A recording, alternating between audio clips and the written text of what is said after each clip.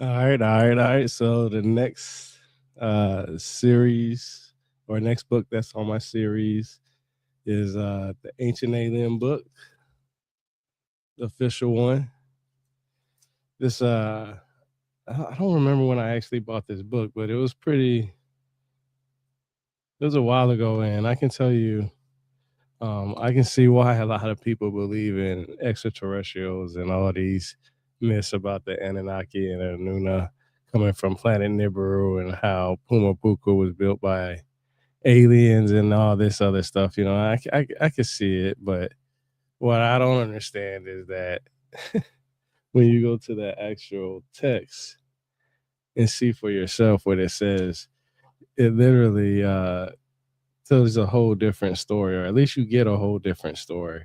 You get quite a few different type of stories, and it's just crazy that people are only used to following only one of the stories. So this is the book, like I said, from the producers of Ancient Aliens. It's the official companion book, uh, and it was forward by series creator Kevin Burns.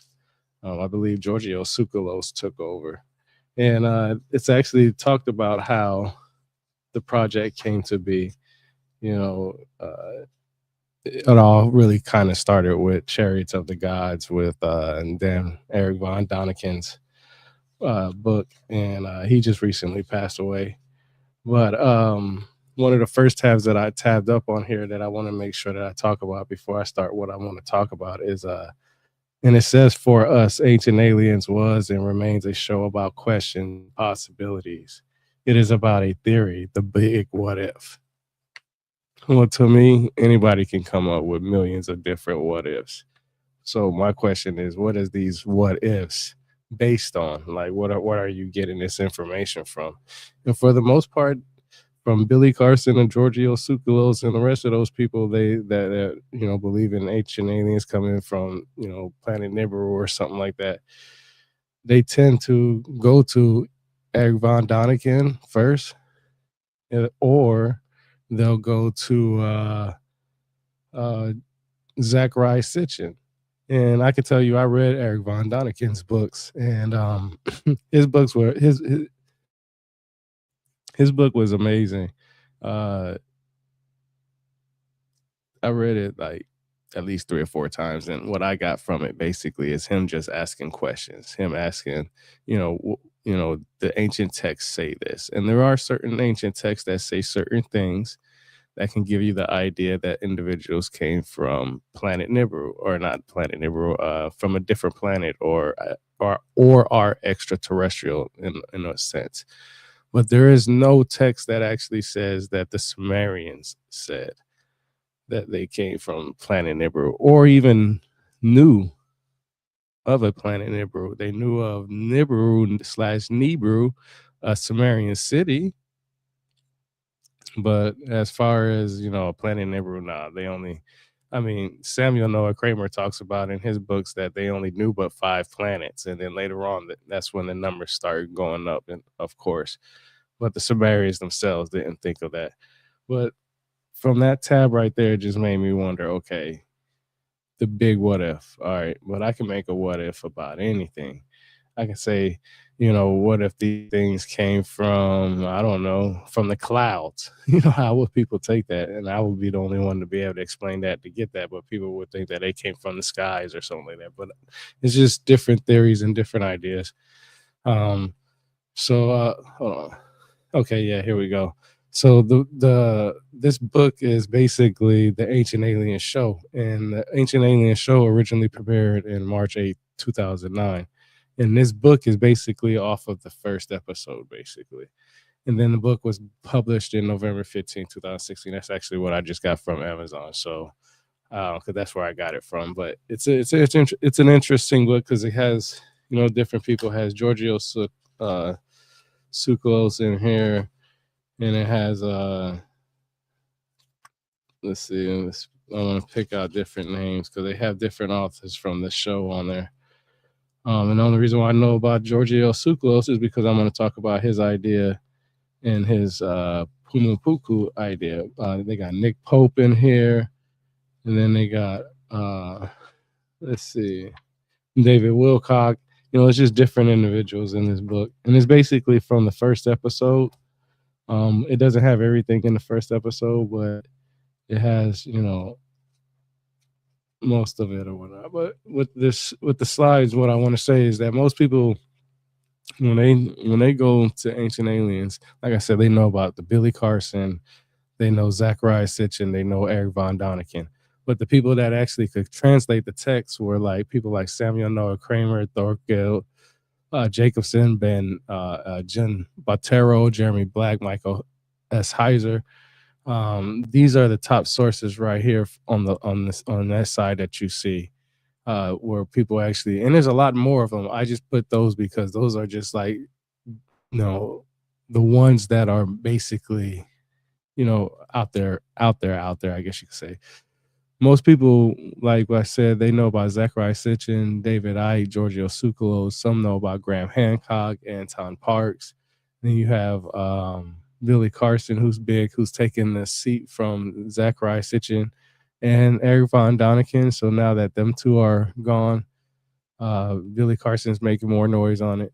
Then you have people like George Smith, Andrew George, and Irving Finkel, who also had some hands in with this stuff. But what the top sources that's available for this stuff has always been, well, not has always been, but has always been the Oxford, and has recently, in so many ways, stayed on a steady pace as the electronic text corpus of Sumerian literature.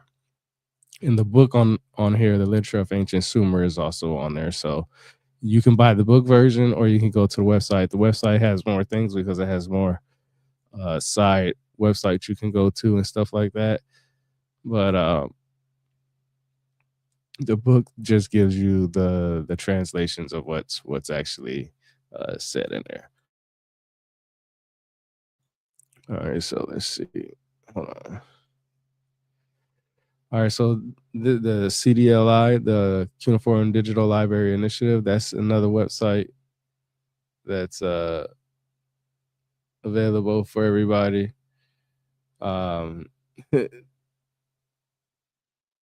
You can basically go to this website and get pretty much all the cuneiform tablets that are available to the general public on there, and they have different websites and different things that you can go to too. So I've already went over this, and these sources are important because this is where everybody from Zachariah Sitchin to Billy Carson to all these other individuals who would say, hey, look, I can translate this or I know this, but their stuff doesn't line up with these sources. And these are academic sources. These are sources that they give to everybody that can learn for themselves because they have training guides and how to read it and all that other stuff. So you can learn how to read it all yourself. I've already went over this before, that Nuna, that Anunnaki, they're the same groups. Individuals is different, just named differently. And some people believe they're the Elohim. And then, but what's interesting in some texts, you have the Igigi as a collective name for the gray gods, and then the Anuna, a collective name for the gods. So you have some that says it's vice versa, where the Anuna are the great gods and the Igigi are just a name for the gods or lesser gods. So it's always wise to have different sources. This is the book that I always talk about, Zachariah Sitchin, when he talks about the Hebrew word being Nephilim, meaning that they weren't giants, and that those who were cast down, who had descended to earth. That's one of the, those who came down from heaven to earth. Those was one of his meanings. And then I showed how he has another different version where he wrote in that same book, those who came or descended to earth. So that's a different version. And then another version, he says Anunnaki meant those who from heaven to earth came. The exact meaning of the Hebrew term Nephilim that the Bible used. And that's when I show where if you go to the Strong Concordance and you look at Nephilim, you'll see that what it exactly means. It means giants, something that he was arguing.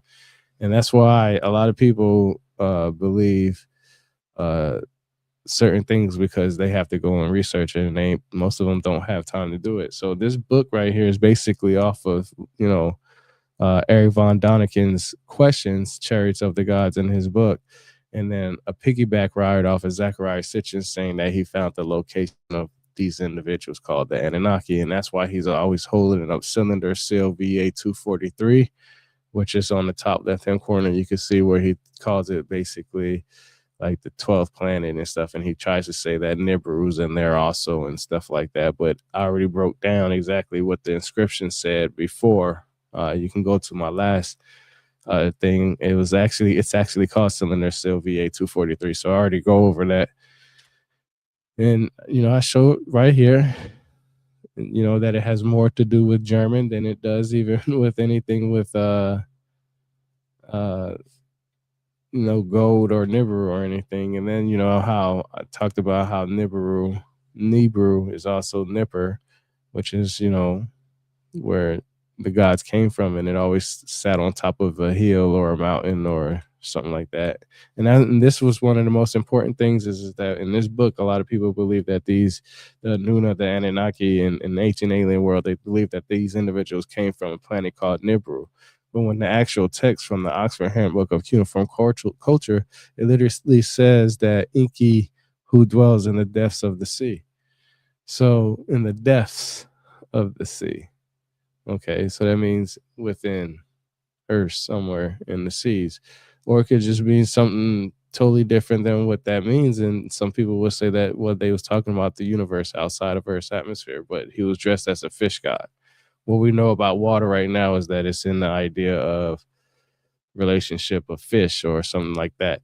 We with the sky, we consider, we look at birds and stuff like that, right? Like birds are what we would consider a skylight type thing. So a lot of people believe that the Anuna/Anunnaki came from planet Nibiru because of those individuals, but the actual text says something different with the depictions and so on and so forth.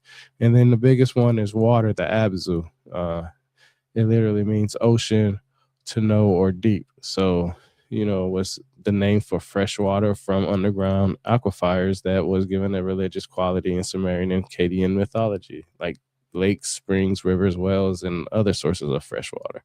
And that's literally talked about the Abzu. You look at that and you can see that's exactly what the Anunnaki had to come from. They came from the water. They came from the depths of the sea. That's the only thing that you can relate to on that. There's nothing out there in the ancient text that says that they came from a planet Nibiru. A lot of sources that are used for that is that they use different sources from different places. And I like to tell people this: look, as many sources that there are about extraterrestrials, there's also plenty of same amount of sources of hollow earth and the earth type theories and things coming within the earth's crust and all this other stuff in the oceans and all this other stuff. Just look at all the myths around the world and look at the type in mythologies from China that has to do with gods coming from the ocean or the waters, and you'll see how many myths are about that. And do the same thing for every freaking religion culture out there, and you'll see that it's just a lot. So let's see. Yeah, like here we go to absolute underground water. This is actually from the Electronic Babylonian Library. This is a website. It tells you cosmic, and then it tells you underground water, Abzu. So, I mean, you got to look at all those words and see what it actually means. And then I talk about, the Garden of Eden, and then how Anton Parks talks about how he gives certain cuneiform tablets that talk about how metallurgy is basically the forbidden fruit. Basically, he gives out his sources for it, gives the cuneiform sources, and then compares it to the Bible itself. And that was basically it for that. So with these tabs that I have for this book here, I already did the first one.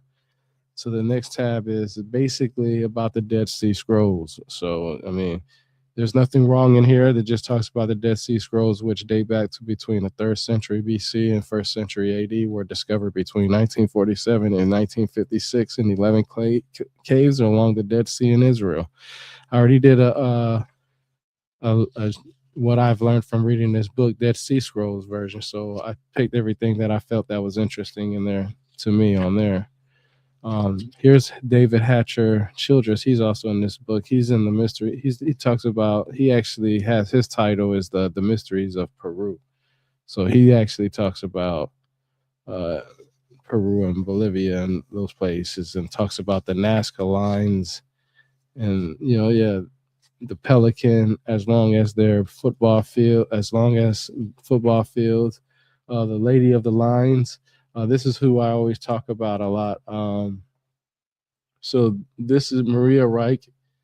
She was a German researcher who I like to talk about a lot. Sometimes when it has to do with the Nazca lines and all that, she's supposed to be the one who knows, who's supposed to be basically the top researcher or founder on there. So when it comes to ancient aliens, like I said, they use sources, right? It's just that their sources can go either way. Like they literally talk about Maria Reich in here in this call, and then they talk about the elongated heads and stuff like that. So the next tablet, the next tab that I tabbed up was cultures around the world going back to at least 3000 BC and bound and compressed infant skulls to force them to grow into an elongated shape. Well, that's incorrect because the oldest Homo sapiens that we have on this planet go like 300,000 years, and they go, like I said, 300,000 years, and they are in Morocco, Africa. And no, their heads aren't elongated like the exaggerations on these ones in this book that most people know of, but they are elongated heads. So this is, and even then, even before 3000 BC, there are some cultures that have that's been going back almost 5 to 6,000 years. So it's just that that the sources that they're trying to go to always goes around 3000, 3200 BC to show that it was the Sumerians or related to the Sumerians in some stones. They also talk about the Ica stones, which was very controversial. So they already know that they're controversial, and mainstream archaeologists don't acknowledge them as genuine ancient artifacts. In fact, some accuse Dr. Cabrera of creating a giant hoax, but that would be fairly difficult as there are thousands of these stones. Now, this is what's interesting to me. They always talk about how there's thousands and thousands of stones and how there's all these things, but they only show you like four in the picture. Even in the show, they only show you a certain amount of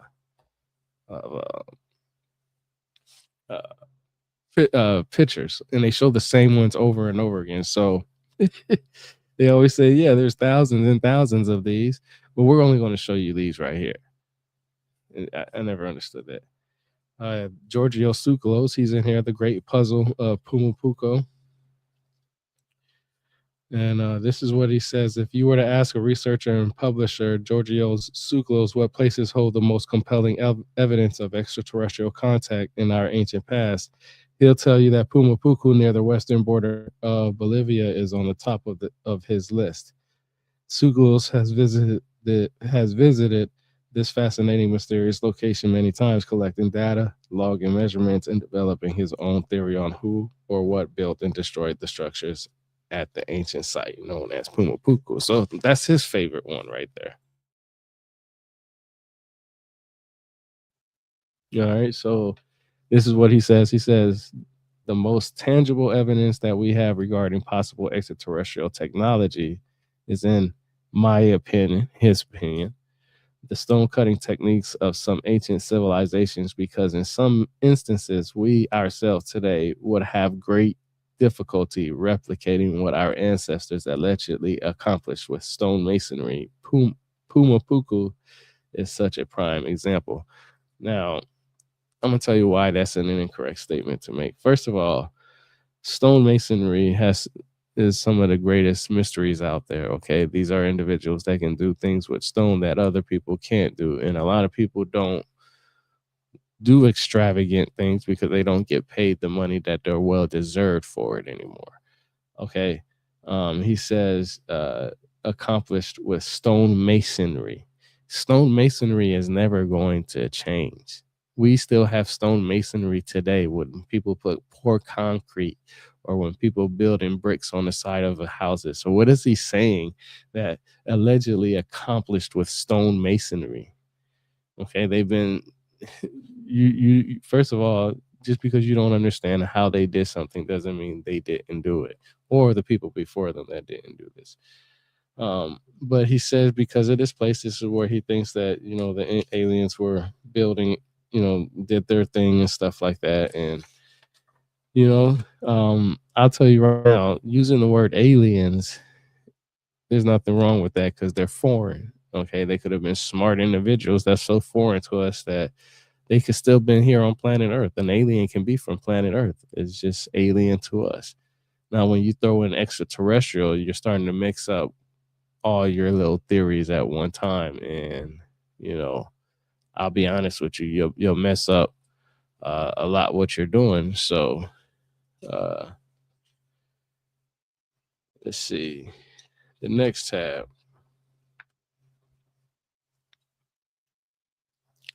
Oh, it's by Jason Cartel, the Cradle of Alien Civilization. Yeah, and this is where he talks. Yeah, this is where he has dedicated his studies to ancient artifacts, Planet X. So a lot of people who consider Planet Nibiru a planet, they consider Planet X a planet.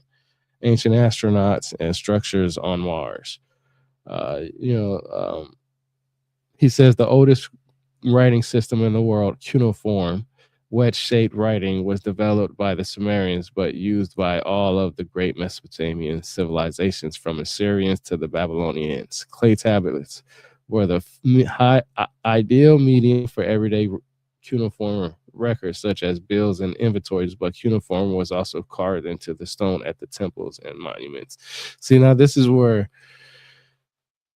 understanding how linguistics and writing systems work. So the oldest writing systems in the world is not cuneiform, it's pictographic script. Okay. Wedge shaped writing. Okay. Uh, you got to be very careful on how you say that, because the reason why is because there is a progress and a progression through this writing system. So a lot of people say the oldest writing system in the world is cuneiform, though it's pictographic script. Okay. The oldest writing system that has to do with recording something for like governmental officials and stuff like that. Like he was saying, clay tablets were for such as bills and inventories.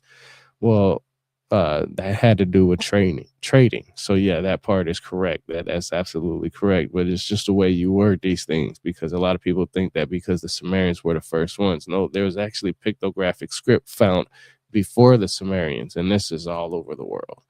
The Sumerians just had a way of recording their stuff. And one of the tablets that I have on him is he says Sitchin was also one of the scholars to pioneer the idea that the Sumerian gods, the Anunnaki, were flesh and blood beings, basing his conclusions on the Sumerian cuneiform writing, which very clearly describe a race of beings who lived among them and whom they described as their as being their gods.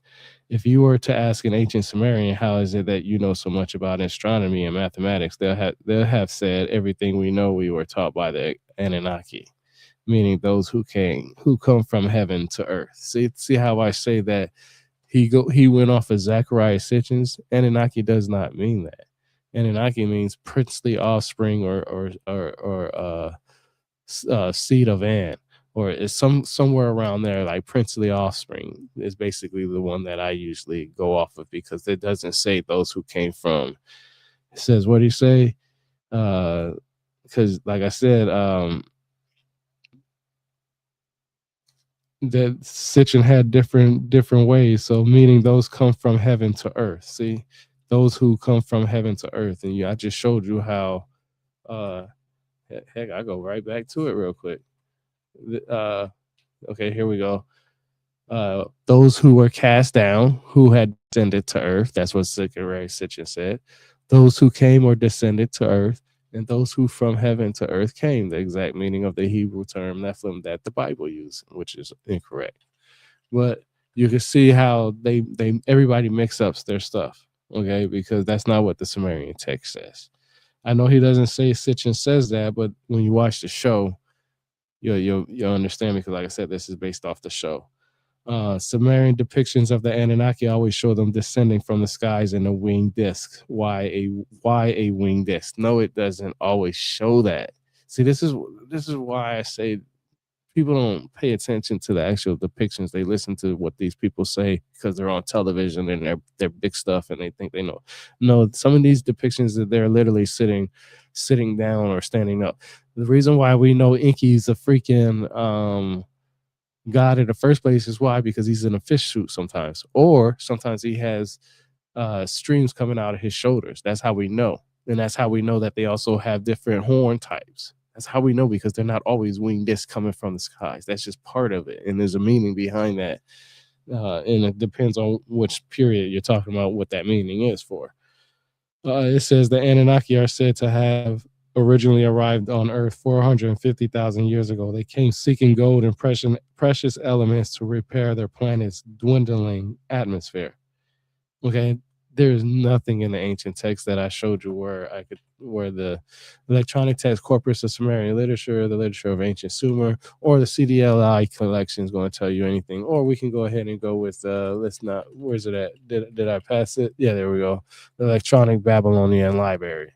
Okay, we can go to all those sources and see for ourselves exactly what it says. And that's why I say when people say stuff like this, don't know what they're talking about, because you can actually go to the text and read it for yourself. Now here's one of the things that I can tell you: the lost writings of the ancients. Now I actually been to this place. I drove past this place one time. I didn't take any pictures because I was in Iraq, of course. But this is near a city in Mosul that they talk about, the city of Nineveh, and historians call it the port of the world, the cradle of civilization, because it was home to the Sumerians, an advanced civilization that originally inhabited Mesopotamia from approximately 3000 to 4000 BC. Okay, that's what they say in here. Um, and this is still all under him. And he says, when the Anunnaki first landed here on Earth, some were assigned to dig canals, and others to work in mining. Others were assigned to do shipbuilding and things at sea. After about 40 or 50 years, the Anunnaki were building the canals, and doing the mining of the Earth started to revolt. You have to read. Okay, first of all, you need to read the Enuma Elish. Okay, because that's where you get some of this stuff from. You have to read the Atra Hasis. You have to read the Gilgamesh. You have to read the Farmer's Almanac from Samuel Noah Kramer. I say that one specifically because that's where you get the agriculture and all this other stuff from. But with these stories, a lot of these people don't understand this, and I want to make something very clear. When they told these stories, they weren't telling these stories for people to remember them as a true fact. What they were doing was they was trying to teach people how to read and write, and the best way that they could keep people's attention is by telling them a story over and over again that would catch their attention. Look how people are still talking about these stories thousands and thousands of years ago, right? What I mean is that they wanted to tell a story so fascinating for their students to learn how these stories to read and write. That was a very big, important thing. Now, some of these stories did have some truth to it. Yes, that is true. And that's why I say that you have to pay attention to what the actual text say versus what somebody's telling you that they said they translated but don't provide sources for. And what I mean by that is, like I said, you can go to the electronic text corpus of Sumerian literature, the CDLI, Cuneiform Digital Library of Initiative, and you can go there and see there and read all that stuff for yourself. And you can learn the language, and you can figure out whether Zachariah Sitchin was right or whether their academic sources were right, or were they both wrong. But the point is that there are different stories. Specifically, when you go to the Epic of Gilgamesh by Andrew George, he'll tell you that there's different versions of it, and they had to pick different parts from different cuneiforms to fill in the blanks. So they don't know exactly if this is what was said, but they do know this is, part of the story. So in reality, the point is that they're not too sure, uh, if the information is correct. So let's go to the next tab. You know, I'm not saying that it couldn't be true. What I'm saying is that the text says something totally different. They believe they came from planet Nibiru. The text says in the depiction show they came from somewhere in depths of the seas of some sort. Um, This one is from David Childress. And it says, building up to the year 2012, there was a lot of renewed interest in an excitement about the Mayan calendar system. People were tuning in to the idea that the Mayans and other ancient civilizations had knowledge of periodic cataclysms and of vast cosmic cycles. Mayan mythology says that there have been 4 or 5 worlds before our own, and each one is annihilated in a cataclysmic upheaval that destroys civilization, destroys animals, and creates fossils. And then the world is begun anew. Now, look, first of all, let's put it like this: the Mayans did have ideas of that.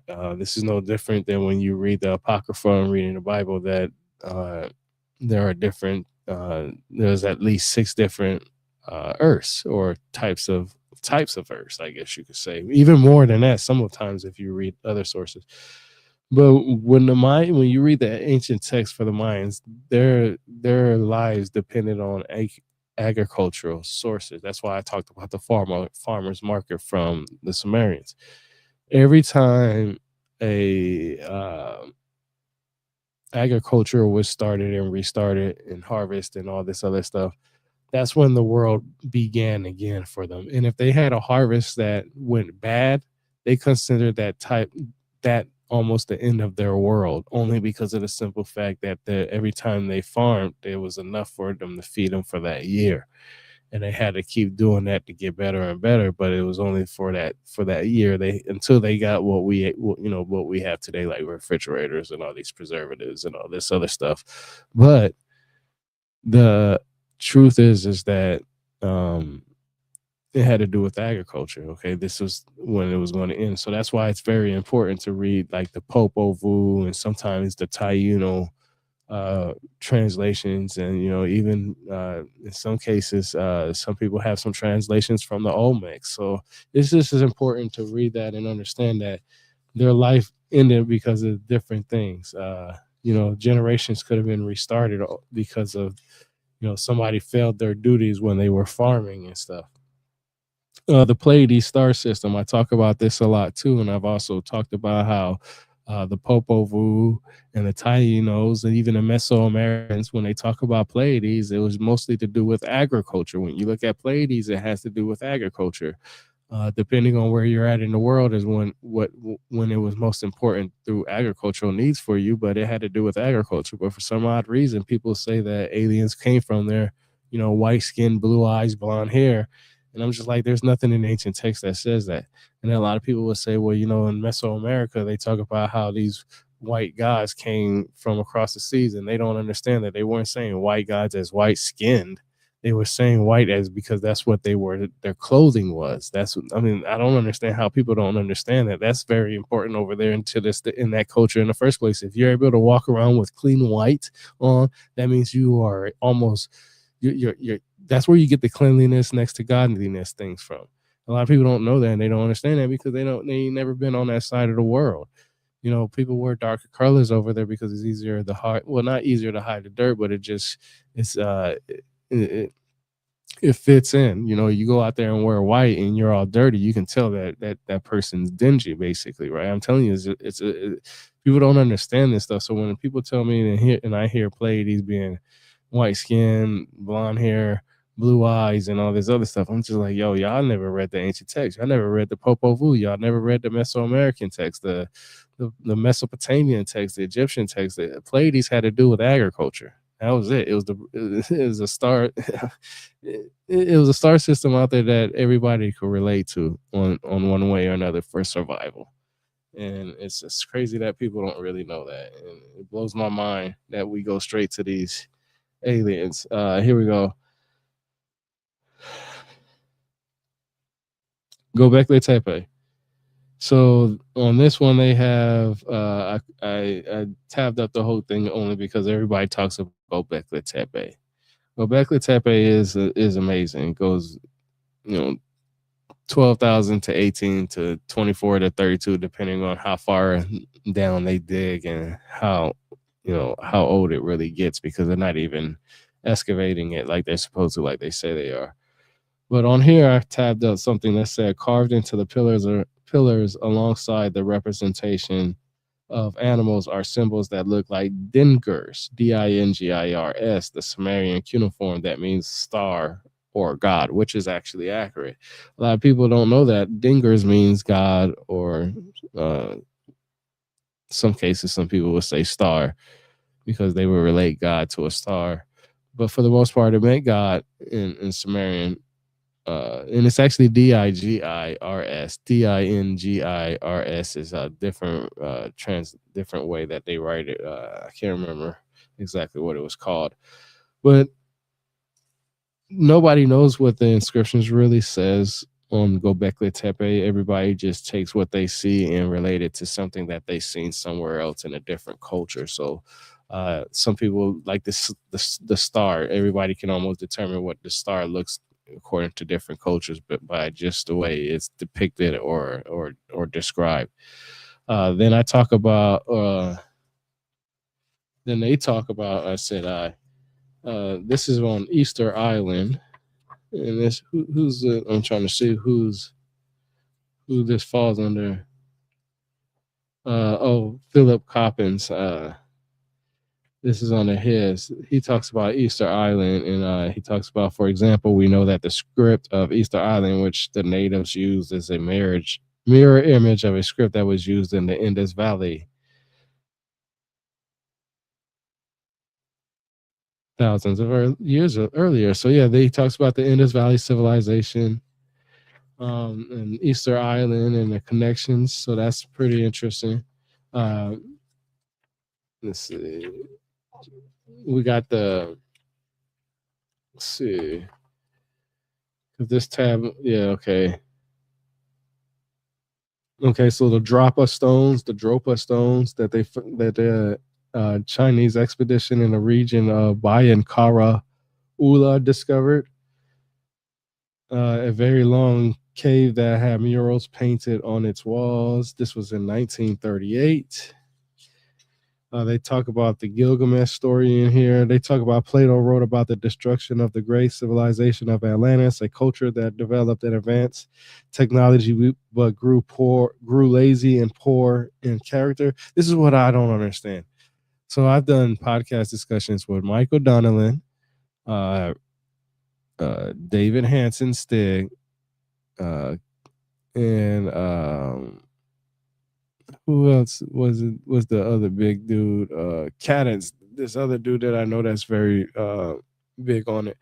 And I've asked them all what technology was that had the Atlanteans had that they had over everybody else. And I got different things from different people. Some of them was called terraforming. Some of them talked about uh, the uh, shipping that they had, or boating that they were able to do. Some of them say that it was building like pyramids and stuff like that, masonry and stuff. So when I hear when they say Plato said advanced technology, when you go read Timaeus and Crataeus, you won't see the exact type of technology they have. It won't say that they were able to cut stone with amazing cuts that nobody knew was possible, or they were able to travel around the world in the boat or anything. There's nothing specific about the type of technology they have. It's just mysterious that there was a group of individuals before Gobekli Tepe or before the Ice Age. And this is what I don't get from people. Everybody says civilization, civilization, civilization. Of course, there had to been some type of civilization before the Ice Age, because of the simple fact that humans go back millions of years ago. So obviously, depending on our need for this planet, our civilization adapted to that type. A lot of people will say, well, we are hunters and gatherers. How do you know that everybody was a hunter and gatherer? Like, some people could have just been so lazy that they paid other people to do things for them. Hey, we'll provide you protection. Do you think that that people weren't taking advantage of other people while they were hunting and gathering? Like, come on, man, you got to think of something bigger than that. And you also got to think that some people have hobbies. You know what I'm saying? Some people they can go hunt and gather, 3 or 4 days out the week, because they're always doing things in pairs. Not everybody's doing the same thing. You don't need you got 100 guys out there and 100 women out there. You're not going to have 100 people out there hunting and gathering, you know what I'm saying? Everybody's gonna be provided. Some people won't even eat the meat that they eat, and some of the stuff, some people will eat different things and stuff like you don't always have to be on the move. And you can be a hunter gatherer and have different locations and travel. Like you can have a home here because you got to be here at a certain point, and then you got a home over there because you got to be there at a certain point because animals will travel. So I mean, I'm pretty sure that they understood how that worked. So in between that time, you could have definitely did whatever you wanted to do as a hobby. In the next tab, it talks about the Quran. It says in the Quran, there's a fascinating category of creatures known as the jinn. The English word genie is actually derived from the Arabic word jinn. The jinn are ancient. They were here before humans. They have free will, unlike angels who must do good. They are capable of good and bad. They live in a kind of a parallel dimension or world of their own, but they can interact with us and they are powerful entities you want on your side. They can do powerful and metaphysical things. They can also do dark things. Now, this is no different than what you would call a ghost or a demon or something like that. Like everybody has their own names, and you can have each one has their own abilities and powers to do things. So, I mean, honestly, let's just be real. You can definitely uh, connect that with almost every civilization around this planet. So let's see. The next tab is about Mount Sinai. So most people already know about that, but they talk about that in the episode two. So you can see like this book. Like I try to get a book for everything that I'm interested in. The Roswell Rock. Here, let me show y'all this. This is what's interesting. That's what some people talk. That's what they were talking about. The Roswell rock right there. So um, they said on a clear September morning, Robert Ridge was tracking deer just 11 miles from the infamous UFO crash site, Roswell, New Mexico, when an unusual object caught his eye, a small triangular rock sticking out of the sand, which appeared to have an intricate design embossed on its surface. So he thinks that this, because it was in the area of the Roswell, that he thinks that this is the from the crash site. Some people said it's not true and all this other stuff. One of the most high-profile UFO sightings in the document is Emperor's Constantine's vision of a fiery cross in the sky during a battle. Most people know about that, a battle after which Constantine cemented his position, became emperor of Rome, and arguably ruler of the known world at the time.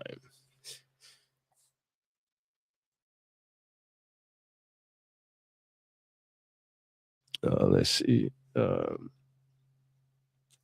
Yeah, this is also where he started to adopt Christianity. Also, uh, this is where, yeah, this is actually where he did.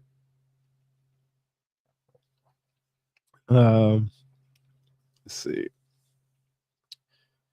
Yeah, so before they adapted Christianity, you remember they had believed in multiple gods.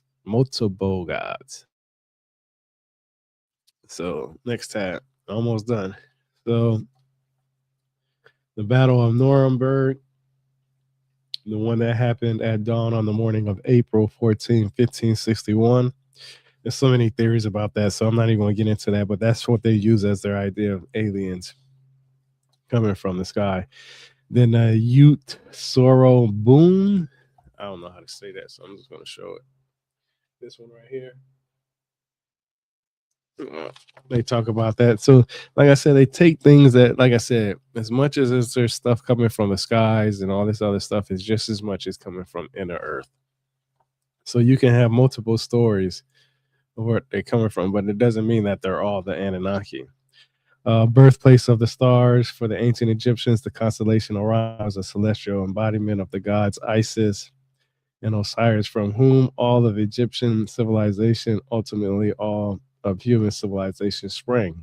Orion itself, in their cosmology, contained the nursery of stars that served as the birthplace of the stars in our galaxy. Yeah, a lot of Egyptian stuff has to do with the stars. The ancient Sumerians left incredible evidence or clues of possibility of wormhole travel as well. The Anunnaki are among the most mysterious and powerful beings of myth and sacred to description tradition. This is what it says. I quote. Let me see who said this shit. William Henry. The Sumerians described them as humanoid but non-physical spirit beings who had the capability or morphing or phasing into human form. According to Zechariah Sitchin, they came to Earth on a special mission to bring wisdom and also to mine certain materials from the Earth plane itself. How in the hell did they come here to bring wisdom if the Igigi was toiling the Earth first, and the whole reason why they created humans in the first place is because of Igigi? They didn't come here to bring wisdom. See, this is the stuff that I say, that people just be saying stuff and they get away with it because it sounds good, but no ancient texts talk about that. Go to the electronic text corpus of Sumerian literature, like I said, or the CDLI, or any of that, and or look at Samuel Noah Kramer, Thorgill Jacobson, John Patillo, but you're going to get cooking in there. That's where you get their cookbooks and stuff. Jeremy Black, go to George Smith, Andrew George, Irving Finkel. There's some more, but you ain't gonna get none of that from that, man. Like that just blew my mind. And then here we go. We're gonna find out the last tab says, when you go back into ancient world and look at these stories through the lens of Stargate mythology, you recognize that these ancient celestial beings are in fact Stargate traveling time travelers, and that we ourselves could become Stargate travelers. This sounds like science fiction, but we're redeveloping this ancient mythology technology now. This is the most exciting moment in human history, because we've been waiting for that gate that leads back into the stars to reopen. The same gates that's described by us by the Egyptians, Sumerians, Native Americans, Mayans, Inca, and countless other cultures around the world. Now, let me just start this. All right, the Egyptians, they talk about the stars, but they also talk about different planes and dimensions and so forth, and their own type of ideas. I've already went over the pyramid text where you can get some of those ideas from, so that's in the live. So I already talked about them and how that could be idea, because when we talk about the Ba and the Ka and how to control the Ba and the Ka, and that's all this other stuff. The Sumerians, they never talked about any type of stuff like that. The Sumerians actually thought that the earth was more of a dome shape type thing, and there's different, and I'll go over that later. I've actually went over two of some Samuel Noah Kramer's books about that. So instead of hearing me now, just go check those other two episodes. You'll see this the same thing. I read exactly what it said in the book about this. Native Americans, as much as there's Native American traditions and mythologies about things coming from the stars, there's also a lot of Native American mythology stories that talk about individuals coming from inner earth of some sort. A greater description of that is the ants people that a lot of people talk about. They don't come from the stars. And also we got to think about the idea of Turtle Island also. So like I said, not all of it talks about them coming from the stars. The Mayans, when you read the Popol Vuh barely even talks of anything celestial like that. Most of their stories are about people deceiving, trying to deceive other people. Literally, that's what the Popol Vuh really is mostly about. And that's actually the end of the thing. Let's see the next book that I'm going to do, because I'm going to do another book this week. I might do one tonight. I don't know. I'm going to start doing these more often, once a week, just going through these books, just trying to catch up with what I can, because there's a book that I want to go over, but I'm doing this in order. But you can also pick, if you go to my website, rebirthoftheword.com, and you go to the Knowledge is Power tab and click on that, you can see what book that I've done already. I've done up to, I think I've done up to 70 so far. I don't remember. But I got to find out which book I got to do next, because it's, I already did so many, so I don't know. I don't know. I'll put it in the thing when my next book is. But there's one book in particular that I want to go over that I can't find right now.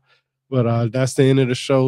Literature of Ancient Sumer, the electronic text corpus of Sumerian literature. Get that book, and also always support Little Vibe. I always forget to put the banner on there, but I got a new outro out. So this is the outro. Until next time, everybody, like I always say, what I'm saying, knowledge is power. Got a little hype now, can I let it die down? I remember days in the trench. Time to go hard in. shit. Panamera maxed out, first class flights out Atlantic to Pacific, yeah, it's lit.